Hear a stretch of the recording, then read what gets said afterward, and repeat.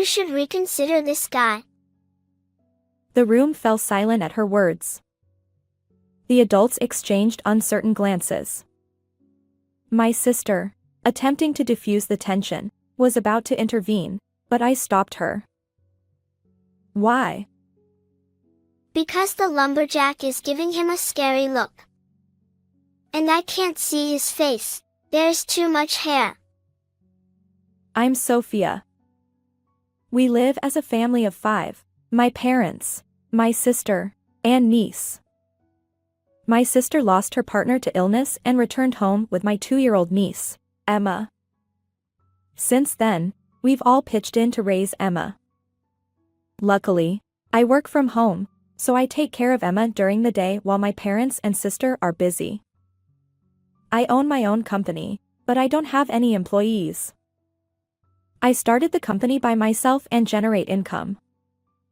A game app one developed during my student days became popular, and subsequent app releases have been consistently successful. Now, I have a stable income. My sister worries about me, a recluse who rarely leaves the house. Sophia, you know you could move out, right? Why would I? Isn't it time for you to experience living alone or something? Not really. Are you worried about us? Huh? You've been helping with Emma since we moved back. With your income, you could afford a fancy city apartment. A city apartment? No thanks. But Enough. What's your point? you're still young. What about romance? Romance? Not interested. Being with Emma is all the comfort I need, so don't worry about me. And it's true, I adore my niece. I've never had any interest in romantic relationships. I just want to be there for Emma, who is the child of my sister I deeply respect. I openly admit I really care about my sister, and I'd do anything for her. I've even chased away countless worthless guys who approached my sister like a loyal dog. Among them, my brother-in-law was the only one I thought I could trust to take care of my sister. Losing him was hard on my sister, and I want to be there for her. Both my sister and Emma mean the world to me. My niece is quite mysterious. When we spend time together, she occasionally does something odd. When she was just 2 years old, she would suddenly wave her hand as if saying, "Goodbye." Initially, I thought she was dancing along with the TV, but she does it even when the TV is off, laughing as she waves. I mentioned this to my sister, but she couldn't recall any relevant incidents. One day, I asked my niece, "Are you saying goodbye to someone?" She nodded. Then, in the next moment, she pointed behind me. My spine involuntarily stiffened. A child waving at nothing. Stories like that circulate. Things unseen by adults are visible to children. But having her point behind me was unsettling. Still, my niece's laughter reassured me. When she started speaking, I asked her, "Who are you waving to?" A lumberjack. A lumberjack? Who? She loves books, and lately, she's been asking me to read stories about lumberjacks. I understood that she saw someone resembling a lumberjack. Now, it's routine for her to wave at this unseen figure, and my fear has faded. And when my niece turned 8, the lumberjack's true identity was revealed. That summer, during a visit to my maternal grandparents' house, I was cleaning the storage shed. My niece, eager to help, pointed at a photograph in the shed. Look! It's the lumberjack. She exclaimed. The lumberjack? Yes. It's the lumberjack. Confused, I studied the photo she indicated. This person is the lumberjack? She nodded. Yes, he visits you sometimes. I chuckled. Actually, that's not the lumberjack. He's your mom's and my grandpa.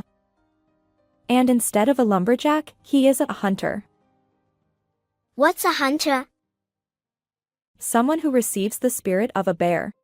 Ah, I see. A hunter looks like a lumberjack. She observed. Indeed, there's a resemblance. The figure my niece saw was my late grandpa. It warmed my heart.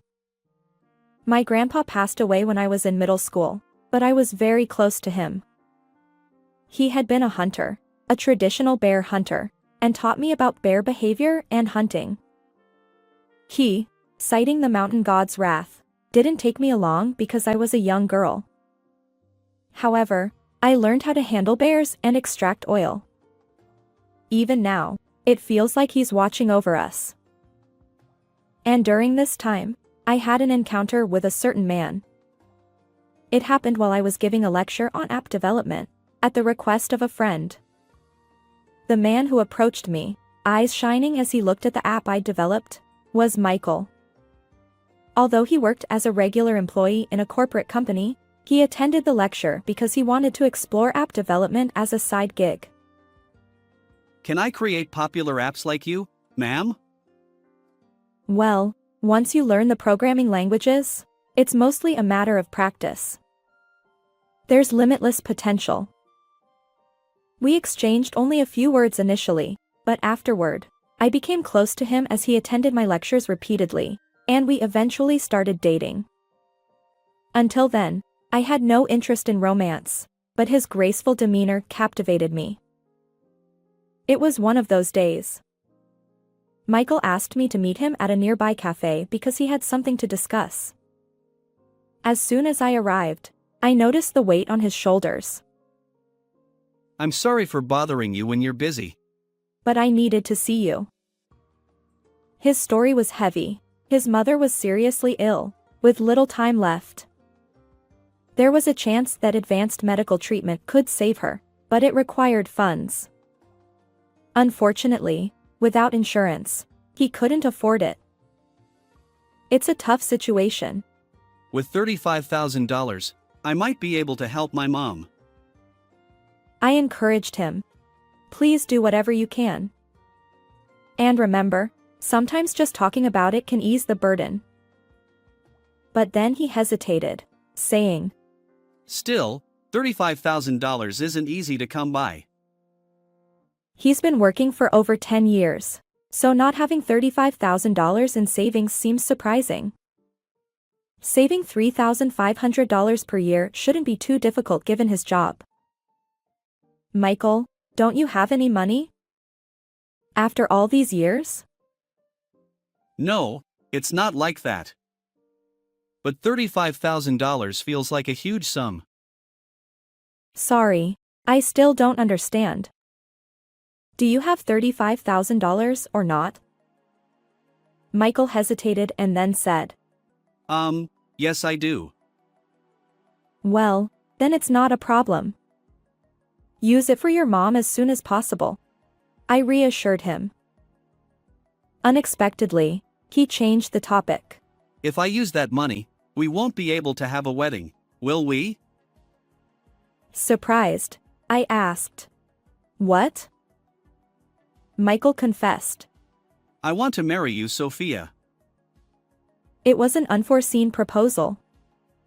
Marriage, something I hadn't actively considered, suddenly felt significant. But right now, there were more pressing matters. Sure, if I were to get married, I'd want it to be with you. But I'm not the type for big weddings, so I think a simple engagement party would suffice. Even though we call it an engagement, it's really just a formality. We can just gather our families for a meal. So go ahead and use that $35,000 for your mom. I have a decent income too, so there won't be any financial worries after we're married. You can rest assured. Thank you. 3 months after that incident, I was relieved to hear that Michael's mother began to recover thanks to advanced medical treatment. And once again, Michael proposed marriage, and I accepted. I had thought each of us would visit each other's parents' homes to exchange greetings. However, since his parents' house is company housing and they'd like to avoid becoming the subject of neighborhood gossip, we decided not to visit their house. Instead, we held the meeting at a restaurant. To avoid inconveniencing him, I also refrained from inviting him to my home. My parents, I, and he all gathered at another restaurant. Afterward, we would celebrate our engagement with a private family meal, and both sides agreed to proceed with the wedding. However, it was during this gathering that my niece made a surprising statement. On that day, my niece was unusually restless from mourning. When I asked her why, she claimed that the hunter was moving around more than she'd ever seen. I tried to stay positive, thinking maybe my grandpa was nervous about my wedding. But when we arrived at the restaurant and took our seats, my niece spoke up before any greetings. You should reconsider this guy. The room fell silent. The adults wore indescribable expressions. My sister attempted to diffuse the tension, but I stopped her. Why? Because the hunter is giving him a scary look. And I can't see his face, there's too much hair. Michael shot an uncomfortable glance at my niece. Children have vivid imaginations, don't they? Maybe it's from TV. He attempted to lighten the mood. But his smile vanished, leaving him pale. Perhaps anyone would find my niece unusual upon first meeting her. Still, in that moment, I sensed Michael's narrow-mindedness as he twisted his face at a child. I see. Maybe reconsider this guy. The hunter has been standing in front of you, Sophia, all this time. He's been brushing away the hair that keeps growing from this guy's head. And a white dog is angry. She pointed at Michael's mother. A dog? Yes, the hair growing from his head has been bothering the white dog. Michael's mother's expression changed abruptly, and she immediately began apologizing. I apologize. I don't need the money anymore. Consider this job non-existent. Job? Both my parents and I were puzzled. But it was Michael who responded with a barrage of insults. Damn it! Fulfill your role properly. I'll refund the money. I shouldn't have taken this job. I apologize. Your fault. It's all ruined. Or rather, this creepy. Enough. I won't allow hurtful words toward my loved ones. Now, what's going on? The truth revealed by his mother left us all dumbfounded. As it turns out, the person I believed to be Michael's mother was actually a hired staff member, a jack of all trades. In other words, she wasn't his mother. She knew it was wrong, but tempted by the money, she accepted the request. Despite her desperate apologies, I couldn't bring myself to blame her. At this point, marriage was the least of our concerns. But Michael was determined to salvage the situation. Tearfully, he said, Sophia, I'm truly sorry for lying. But please understand, my mom couldn't be here due to her hospitalization. I truly care about you, and that's why I asked someone to play the role of my mom. My feelings for you are genuine. Please believe me. His eyes pleaded with me. No, it's impossible. I replied without hesitation.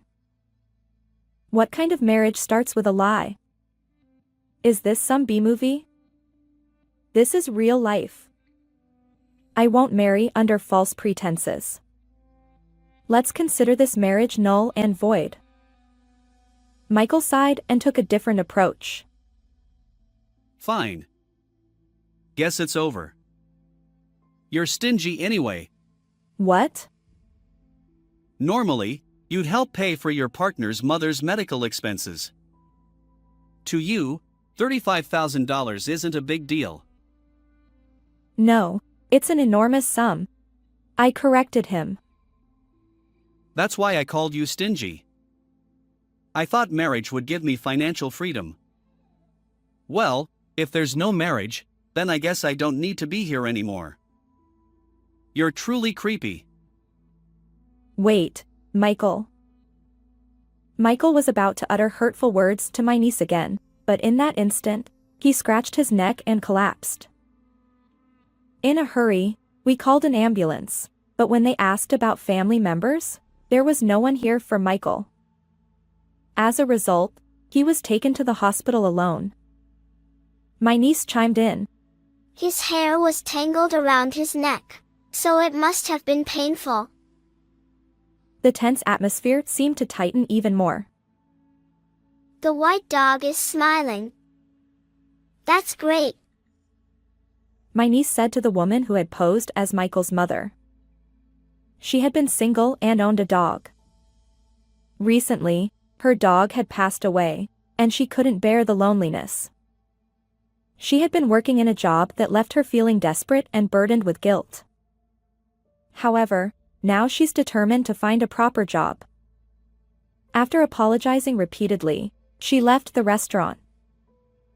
Well, he was after my money, it seems. How embarrassing. I apologize for inconveniencing everyone, I said, laughing nervously. My niece beamed, but my parents and sister remained unsmiling. Emma, can you really see these things? My sister asked. My parents and sister are more fascinated by my niece than by the fact that my marriage fell through. Well, I guess it's true. Sometimes that lightens the heart. Is anyone with Mom? My sister continued. No one. Ah, I see. Well, let's eat a feast and then go home. It's my treat. Ultimately, we ended up having a family dinner, and we returned home. Emma, thank you for today, I said to my niece after returning home. But she seemed contemplative. We shouldn't tell lies. Huh? Why? Because I lied to Mom. What? There's always Dad by Mom's side. But it's a secret. Why? Dad is watching over Mom silently. I see. He must want to protect both you and Mom. From that moment on, my niece stopped mentioning what she could see. The adults around her, including me, avoided the topic. Although I hadn't seen Michael since he was taken to the hospital, 6 months had passed. One day, while watching TV, I nearly choked on my tea. The program featured women who had fallen victim to marriage scams. They united, hired detectives, and sought refunds from the con artists. The mosaic-covered scammer on screen looked unmistakably like Michael. The same tactics, claiming his mother had a terminal illness and needed advanced medical treatment, had ensnared women, some of whom had given over $70,000. Wow. I'm relieved I wasn't fooled. Thank you, Emma.